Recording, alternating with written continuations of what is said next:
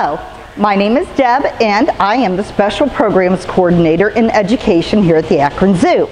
Today we're going to learn about reptiles. Now, if you're like me, when I was little, I was a little squeamish about reptiles. I thought maybe they were slimy or scary, but I've got to tell you, I love working with reptiles, and I'm going to tell you a little bit about them. Number one, reptiles need a heat source. Outside, they have the sun. Reptiles also have scales. Now, these scales are made of keratin, just like in your fingernails. It helps to make them strong. So they're not slimy, they're nice, they're smooth. In fact, if your fingernails are slimy, you should probably see a doctor pretty soon. Now, another thing is reptiles lay eggs. Not all reptiles lay eggs outside. Some reptiles, some snakes do give live birth. And also, a lot of people think that snakes are just muscular, they don't have bones, but they do. They have bones that are really thin, kind of like a fish's bones, but they can constrict. So even though not all snakes are called constrictors, that's what they do. That's how they move. They constrict. They squeeze in and out in order to move. Now today, I have two very special guests with me to tell you a little bit more about reptiles. Now this is Luquillo, that's her name. She is a 23-year-old Puerto Rican Boa Constrictor. Now these are very endangered out in the wild. Number one, they do live in a rainforest area, but also, you know, because of climate change, and all of the hurricanes that they've had in Puerto Rico, it's not just people that lose their homes, so do animals. Now, we called her Luquillo because that's the name of a beach in Puerto Rico. Now, these type of boa constrictors, the Puerto Ricans, are really, really strong. In fact, she has actually got me handcuffed before, just wrapping around me. And what we do when we hold a snake like this, we let the snake decide where to go. I mean, if you try to hold any animal or any little kid for too long, too tight, it's going to be uncomfortable. So we let our reptiles kind of roam the way they would in the wild. So she would kind of be laying in a tree. Now, their favorite food to eat in the wild in Puerto Rico, they wrap around a tree branch, and as you can tell, they're the color of a tree, and they're nocturnal. So when are nocturnal animals awake? Yep, at night. So what happens is they like to eat the only flying mammal in the world. Can you guess what that is?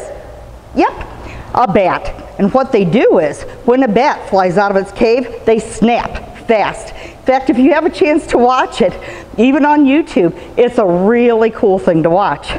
Now, snakes are covered with scales that always run toward the tail. So if you ever touch a snake, you want to make sure you're going in the direction toward the tail. Otherwise, if you go up, it's kind of like pulling your fingernail back. I mean, it doesn't hurt, but it's very uncomfortable. Something else about snakes, they stick their tongues out. Now, they're not being rude or anything, but I'm going to turn you into snakes for just a minute. And don't worry, when we're finished, I'll turn you back.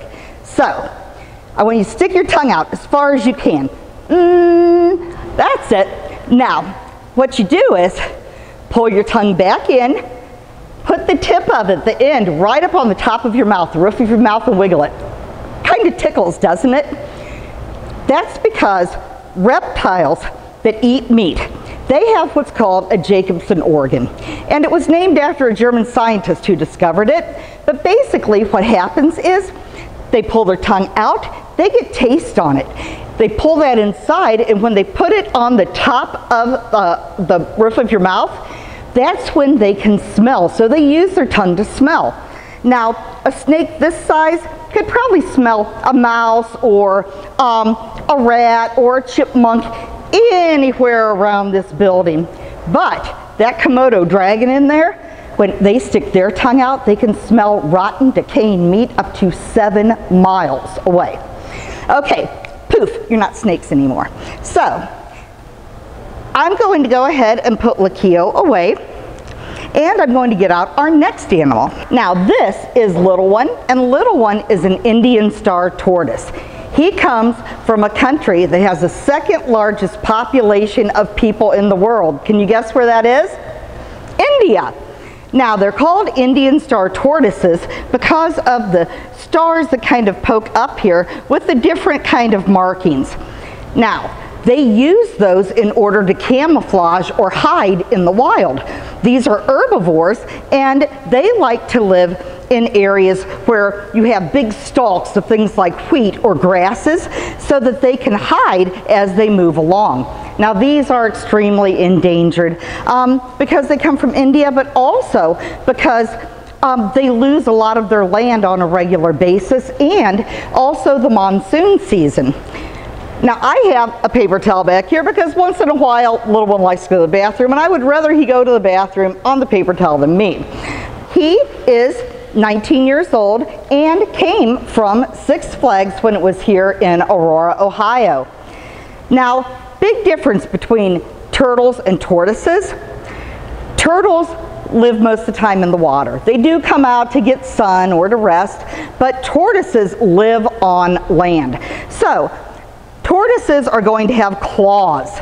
Turtles are going to have webs that they have to use to swim in the water. Turtles are going to have a flatter, thinner shell, and tortoises usually have a heavy kind of helmet shell. Now, when these are born, they're really, really little. They're only the size of a quarter. So they're only about that big.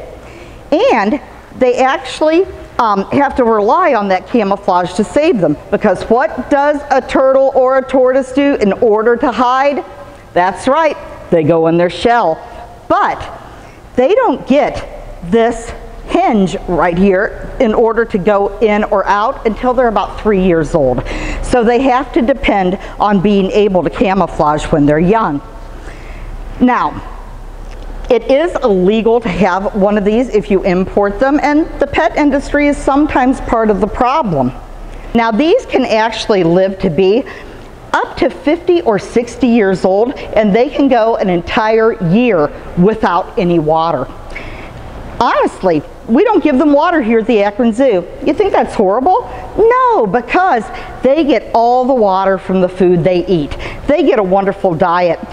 We buy local. We have local produce brought to us, and we actually give him a diet of things like greens, and only dark greens. You know, iceberg lettuce, that stuff's just water. But the darker orange, red, green a vegetable fruit is, the more vitamins it's going to have. So Little One here gets to eat things like raspberries, strawberries, greens, and they get a little bit of calcium powder because milk makes your bones strong, but they don't drink milk, so we give them powdered calcium instead, and that helps keep him strong and healthy. Now, coming up next, we have Sarah, and Sarah has a wonderful reptile craft for you to try. Hi, I'm Sarah. I'm camps coordinator here at the Akron Zoo, and I wanted to give you a couple of activities to try today, a craft, now that we just learned all about scales as part of our fur, feather, and scales groups of animals. So we're going to make some snakes. You're going to need a paper plate. You're going to paint your paper plate. I just did some quick paints that I had sitting around. I didn't use a paintbrush. I used a napkin and just kind of dotted him and sponge painted him. After the paint's dry, you are going to start on one of the outside corners, and you're going to just take a pair of scissors and you're going to cut in this whole spiral like your snake is all coiled up. Try to leave a little separate part here to make it look like this is going to be his head. Here's the snake's head. Okay, and then you stop. So after that's done and your paint's all dry and you've cut your spiral, I glued on some tin foil pieces. I added a tongue and some eyes, wiggly eyes, or you can just color those on. And then you're ready. There's your little snake, guys. Isn't he cute? Now, the second craft, if you have kids are a little bit older, because this is very preschool-y, very early education, I took just a piece of cardboard that was laying around and I cut out a little snake pattern. And then I took some yarn, doesn't matter what colors, and I started wrapping the yarn around my snake. Now sometimes it's kind of hard to get it to stick on the corners, so you might need to use a little glue or a hot glue gun. Wrap it around, tie it in the back. I like these colors. It reminds me of Jose, who is our Brazilian rainbow boa. This is exactly what Jose looks like, very iridescent, very beautiful. Of course, give him some googly eyes and that little snake tongue that they all have, and there you go. There's your little snake. Now I want to talk to you about a different activity we can do. Footprints, the track prints that our animals leave behind, so we know who walked through this area. So fun if you go for a walk out in the woods and you look along the trail and you can find some really cool footprints in the mud that have been left behind. These little footprints are actually from a skunk. Look how sweet those are, and you met Luna earlier. This footprint, let's see how this one's different, much bigger, webbed feet. This one is from a beaver. So if you were down by a little stream by the river, maybe you'd find some beaver footprints. This one, I think you can guess who made this footprint. This is from a grizzly bear. This is huge. Look at how big that is. Let me put my hand there. That's amazing. So if you see this footprint, you better hurry up. Look around quick. You know, when you come and visit us at the zoo, if it's rained recently, when you're visiting and you're up close at the habitat and you're looking into the glass, look down and try to find some of their footprints in the mud. It's really cool to see where they had walked through. So a fun idea that I like to do, I rolled out some Play-Doh, and then I just grabbed some of my little animal friends. I'm sure you all have little play animals at home. And I'm going to pretend that the penguin's walking through, and let's see what kind of tracks he leaves. Very similar to the beaver. He has those webbed feet so he can swim. Here comes a lizard. Ooh, much different. Good for climbing so he can get up in the tree. Let's not forget a big cat, big lion, big tiger prints. There we go. So remember, next time you come to the zoo, take a look in their habitats and try to find their footprints. Once you have all your little animal friends out, one more fun activity to do with your kids. And again, older siblings can challenge younger siblings and teach them what's going on. Look at all your little animal friends and talk about, okay, which ones have feathers, which ones have fur, and which ones have scales. So we look at the tiger. He definitely has fur. He's a mammal. So we could sort him here. If we look at the lemur, again, he's a primate. He's a mammal. He has fur. He'll go with the tiger. The penguins, they have feathers. They're going to come here. How about our reptiles and our snake? Ooh, these are our scale guys, so we can sort them here. So there's so much you can do with these little animals. You can do animal tracks. You can talk about fur, feather, scales. You could talk about which ones are herbivores. They eat only grasses. Which ones are carnivores, where they eat meat. So don't overlook your little play animals at home, or look through a magazine and talk about that. There's so many different activities that you can sit down and just learn together. Okay, thanks for joining us today. Don't forget, tomorrow we are back live at noon, so don't forget, log on to Facebook and join us. Thanks.